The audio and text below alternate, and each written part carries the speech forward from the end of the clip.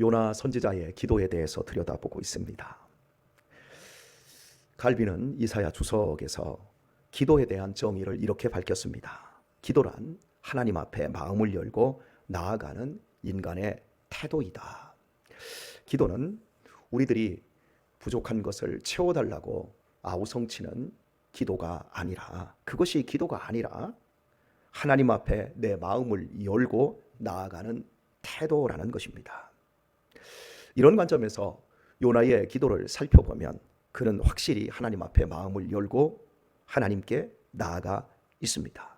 그리고 이 기도를 오늘 우리 시대를 살아가는 우리들의 기도와 맞추어서 기도를 비교해 보면 형편없는 기도라고 할 수 있을 것 같습니다. 신학적으로도 상당히 문제가 있는 기도라고도 할 수 있겠습니다. 그 이유 중에 하나는 요나의 기도 속에서는 자기의 잘못에 대한 성찰이 전혀 없습니다.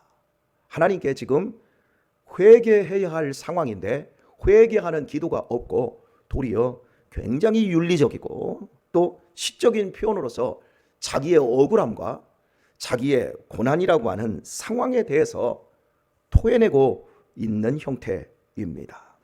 기도에 있어서 우리 자신의 문제를 돌아보는 것은 굉장히 중요한 일입니다. 여러분은 공부 못하는 아이들과 공부 잘하는 아이들의 차이가 어디 있다고 생각하십니까?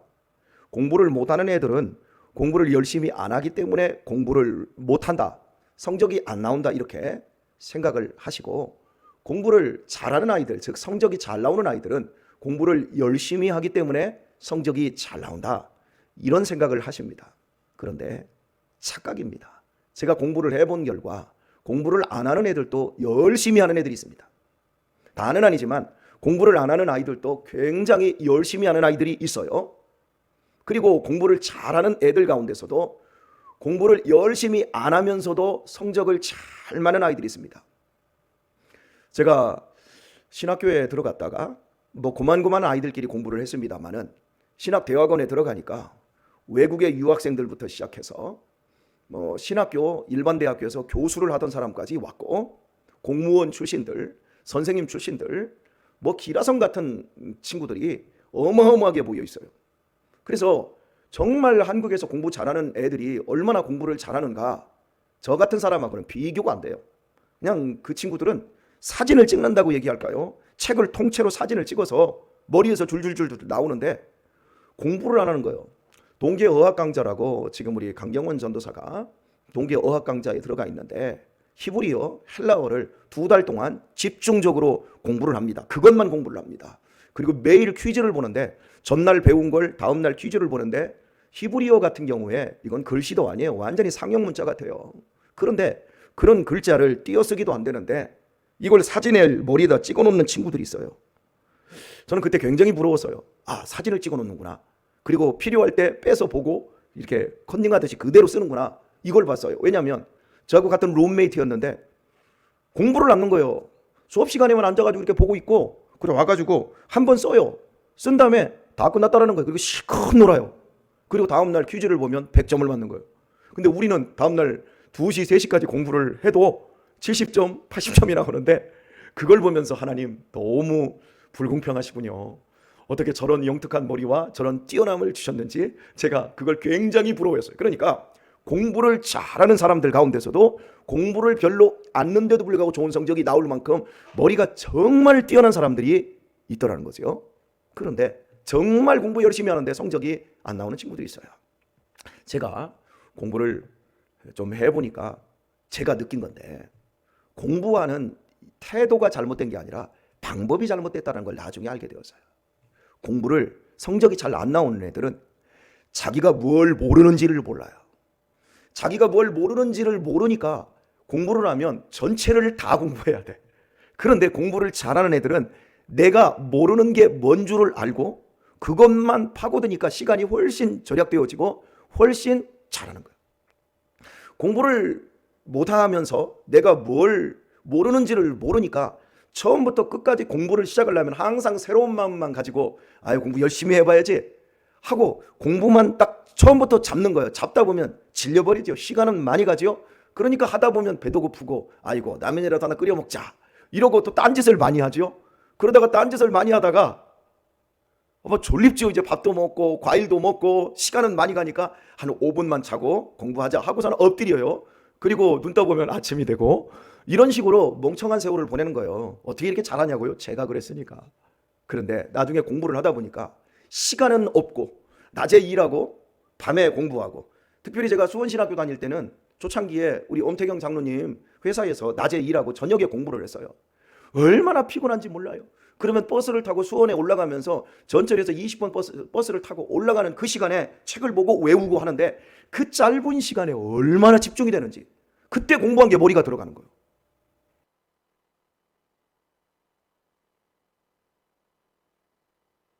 뭐지? 모르는 게 뭐지? 이 생각을 하면서 그 부분을 보다 보니까 나중에 공부를 제법 잘하게 되는 데까지 나아가지더라고요. 이렇게 내 자신의 부족함이 무엇인지, 문제가 뭔지를 아는 것, 공부에 반영이 되지만 우리 같은 믿음의 사람들, 특별히 오늘 이 새벽에 이렇게 기도하러 나온 우리 같은 사람들에게도 내 부족함이 뭔지를 성찰하는 것은 굉장히 중요한 거예요. 흔히들 나는 새벽기도를 40년 하고 50년 했어요. 그런데 새벽기도 안 한 사람보다 훨씬 인격이 부족하고 다른 사람에 대한 배려가 안 되고 헌신의 정도가 굉장히 약하신 분들이 계세요. 뭐 여러분들이라고 생각하지 마시고 그냥 들으세요. 네, 그런 사람들이 보세요. 남들보다 훨씬 많이 기도를 했으면, 남들보다 훨씬 많이 새벽에 하나님과 마음을 열고 나아가는 태도가 더 좋았다면, 더 많은 은혜를 받아서 더 하나님을 닮은 사람이 되어 있어야 되는데 오히려 아닌 사람들이 있어요. 왜 그럴까요? 자기의 문제를 가지고 하나님 앞에 나아가서 진짜 기도를 한 적이 없는 거예요. 내 문제를 알지 못하고 기도하면 내 문제가 해결되지 않습니다. 궁극적으로 기도는 하나님이 우리에게 좋은 것을 주심으로 내 삶이 더욱더 내면에서부터 여유로워지고 더 다정다감해지고 더 하나님의 자녀다운 사람으로 만들어져 가야 하는 거예요. 그런데 내 문제를 다 감추어 놓고 하나님 앞에 진심만을 토하려고 해요. 기도가 내 진심을 토해내고 하나님 앞에 나 울었어. 정말 나 이번에 하나님 앞에 많이 울었어. 여러분, 운 거로 진짜 기도의 본질을 대체해버리고 마는 거예요. 회개라고 하는 건 우는 것으로 끝나지 않아요. 회개라고 하는 것은 내 진심을 토했기 때문에 나 마음이 시원해졌어. 그것으로 회개가 전부가 되지 않는다라는 거예요. 많은 사람들이 기도를 하면서 계속해서 진심을 토해내고 울기만 할 뿐 자기의 본질적인 문제에 대해서 성찰을 못하는 거예요. 여러분, 목욕탕에 가서 때를 벗기잖아요. 때를 벗기다 보면 살을 벗겨요, 때를 벗겨요. 여러분은 황기성 목사님하고 목욕을 가면 손이 얼마나 억세신지 제 등가죽을 다 밀어버려요. 어느 날 제가 그 메리아스를 이렇게 갈아입는데 아내가 등줄기가 막 시뻘겋게 다 일어난 걸 보더니 당신 왜 그래? 그러길래 나 황 목사님이 때를 밀었는데 이렇게 밀어놓으셨네. 그러니까 황 목사님 연세에 비해서 지금도 아구 힘이 세세요. 엊그저께도 만나뵀는데 악수를 하는데 얼마나 아구 힘이 세신지, 어지럼증이 그러셔서 95세 연세라고 하기에는 너무 이렇게 아구 힘이 세시거든요. 한번 황 목사님한테 등 한번 밀어보세요. 그러면 살가죽이 확 벗겨집니다. 기도는 하는데 내 살을 때를 벗겨야 되는데 그 자리만 밀어대니까 껍질이 확 벗겨져가지고 기도 많이 한 사람이 오히려 더 싸나워지고 더 성격이 안 좋아지고 다른 사람하고 더 많이 싸우고 더 많이 교회에서 다른 사람하고 부딪히고 그래서 뭐 시험 들었네? 그래서 속상하네? 여러분, 이렇게 되어지면 그 사람은 자기의 문제를 못 들여다보고 있는 거예요. 내가 하나님 앞에 정중히 나아가서 마음을 열고 하나님을 만나게 되면 내 자신을 진실하게 만나게 되어집니다. 그래서 내가 어디에서 떨어졌고 내가 어디로 돌아가야 하는지를 분명히 알게 되어지는데 이 요나의 기도를 들여다보면 자기의 문제를 전혀 모르고 있어요. 그리고 다 핑계만 대고 있어요. 어제 앞부분을 우리가 살폈는데 오늘은 뒷부분을 좀 읽었습니다. 8절을 한번 볼까요? 무릇 거짓되고 헛된 것을 숭상하는 자는 자기에게 베푸신 은혜를 버려싸우나. 여러분, 이게 지금 누구 얘기예요? 자기 얘기예요. 자기 얘기인데 꼭 남 얘기하듯 지금 하고 있어요. 거짓됐지요. 헛된 것 숭상하는 자. 자기에게 베푸신 은혜를 자기가 버렸어요. 그래놓고 말하는 건 구절을 보면 나는 감사하는 목소리로 주께 제사를 드리며. 뭐가 감사하다라는 거예요? 이게 마치 바리새인의 기도 같아요. 하나님, 나는 저 세리 같지 않게 일주일에 2번씩 금식하고요, 10의 1조를 드리고요, 이러면서 자기 문제는 전혀 못 들여다보고 세리와 비교해서 우월한 그걸 지금 얘기했듯이 요나 역시 무릇 거짓되고 헛된 것을 숭상하는 자는 자기에게 베푸신 은혜를 버렸지만 나는 감사하는 목소리로 주께 제사를 드리며 나의 소원을 주께 갚겠나이다. 구원은 여호와께로서 말미암나이다. 아니, 물고기 뱃속에 들어가서 그 비린내 나는 곳에서 그 어지럼증 속에서 지금 요나가 무슨 감사를 드리고 있고 무슨 서원을 무슨 제사처럼 드리고 있냔 말이에요. 요나는 이 상황에서도 자기가 지금 어떤 형편없는 인간인지를 아직도 모르고 있어요. 그래서 이 물고기 뱃속에서 나와서 니느웨에 가서 전도하는데 3일 길인데 하루 길 가면서 니네들 망한단다야, 40일 동안. 그리고 나서 망하지 않으니까 박농굴 밑에서 승질을 부리면서 하나님 나 죽여주세요. 하나도 안 변해요. 그런데 제가 이 요나서 설교를 이거 준비를 하면서 여러 목사님들이 요나서 설교를 어떻게 했나 봤더니 요나서 2장을 요나의 회개 기도라고 해놨더라고요. 한 여러분이 한번 찾아보세요. 요나가 지금 회개를 했는지. 그냥 두리뭉실하게 그럴 것이다. 목사님들까지도 이런 식으로 성경을 해석을 해버리니까 우리가 고난 속에서 하나님 앞에 기도 한번 하면 우리 자신이 완전히 변하여 요나처럼 새 사람이 되는 줄 알아요. 아니요. 우리의 평생의 날 동안 기도는 평생의 날 동안 회개와 함께 이어지면서 우리들의 문제와 어려움들이 조금씩 해결되어지고 우리 역시 나이가 먹어가며 조금씩 천천히 꾸준히 결국에는 하나님의 온전한 사람으로 변화되어져 가는 그 과정의 길에 있습니다. 그것을 성실함으로 밟아 나가야 되는 거예요. 그냥 여기다가 한번, 우리는 그러잖아요. 부흥회 때 특별히 기도원 좋아하시는 분들, 우리 교회는 없으시니까 제가 마음껏 얘기합니다만은, 기도원 좋아하시는 분들은 본교에서 예배 드리고 나서 나는 뭐가 부족한 것 같대. 부족하기는 뭐가 부족해? 네가 거짓돼서 그렇지. 뭐가 부족해? 하나님의 은혜는 충만한 데서 우리에게 오는데요. 문제는 내가 다 새버리고 내가 교만해서 그렇죠. 그리고 그렇게 기도원 올라가고 다른 데 가서 뭐하고 하면 내가 시원해. 시원하기는 뭘 시원해? 그 자기 마음이죠. 그러면서 맨날 그러고 다니는 거예요. 이런 분들의 신앙은 정말 일회성 어떤 진통제를 맞는 것처럼 신앙생활 하려고 하죠. 꾸준하게 여러분 성실하게 믿음 생활 여러분이 잘하는 거야말로 그게 진짜 복이에요. 여러분 아무리 맛있는 밥이 뭐 여기 쿠오쿠오 가서 밥을 먹고 여기 송탄의 산마을에 가서 밥을 먹고 송탄 여기 최넷집 부대찌개 밥 먹고 아무리 좋은 밥을 먹어도 집에서 밥 먹는 게 좋지요? 그지요? 그게 살이 되고 그게 은혜가 되지요? 우리 유신이도 그걸 알더라고요. 이놈이 밖에 나가서 밥 먹자 그러면 아니 밥 놔두고 왜 밖에서 먹어요? 집에서 먹어요. 난 집밥이 좋아요. 아 그걸 왜 이렇게 사람을 귀찮게 하는지.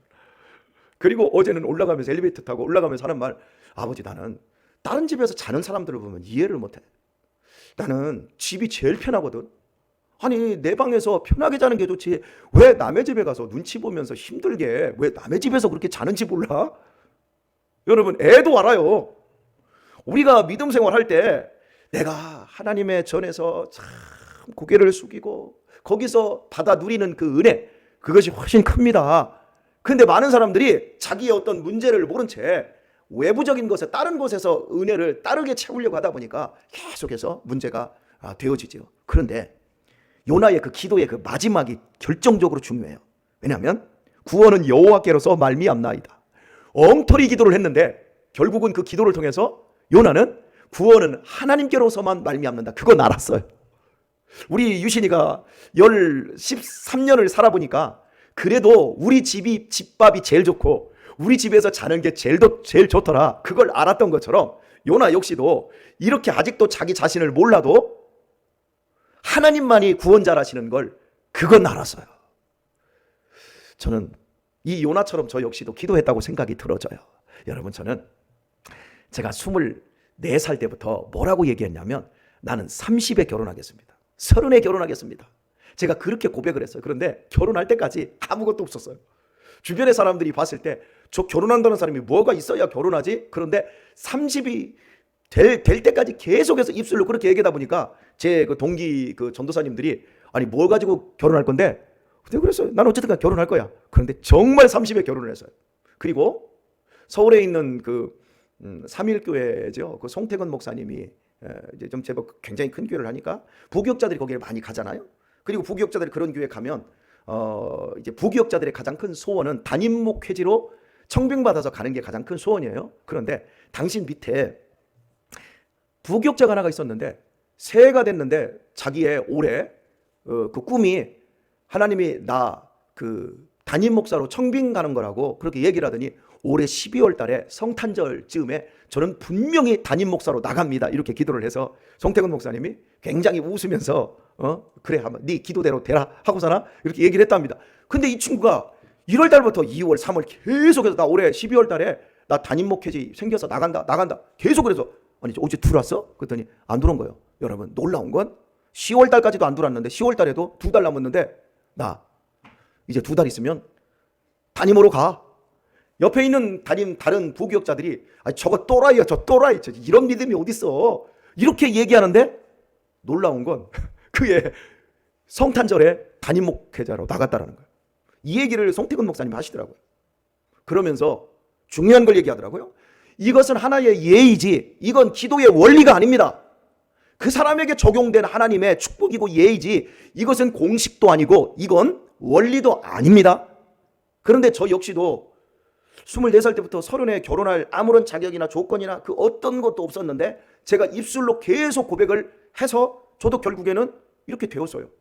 그리고 제가 요즘 기도를 조금 수정을 한 게 하나가 있어요. 그게 뭐냐면 교회 개척을 하면서 개척이 워낙 안 될 때에 그런 시대에 개척을 했기 때문에 개척하면 다들 문을 닫는 거예요. 그리고 문을 닫으면 목회자가 개척을 하다가 문을 닫으면 얼마나 그 열등감이라든지 실패감이 있습니까? 그래서 정말 본인을 부끄럽게 생각을 하시는 분들이 계세요.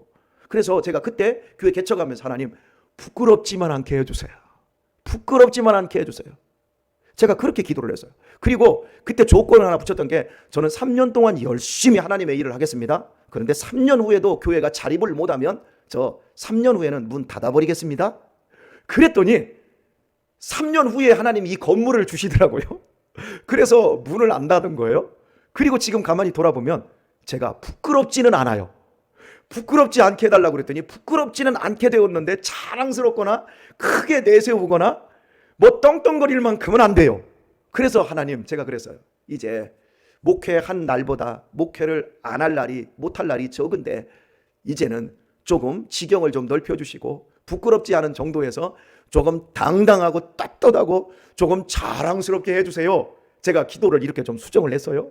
여러분 저 역시도 요나처럼 얼토당토 않습니다. 그런데 중요한 건 세월이 오래 갈수록 제가 기도를 저급하고 엉터리로 기도를 덜 하고 있다는 생각이 들어요. 그러면서 하나님 앞에 나와 있다라고 하는 것. 그래서 하나님 앞에 마음을 통하면서 하나님 은혜 주세요. 하나님 은혜 주세요.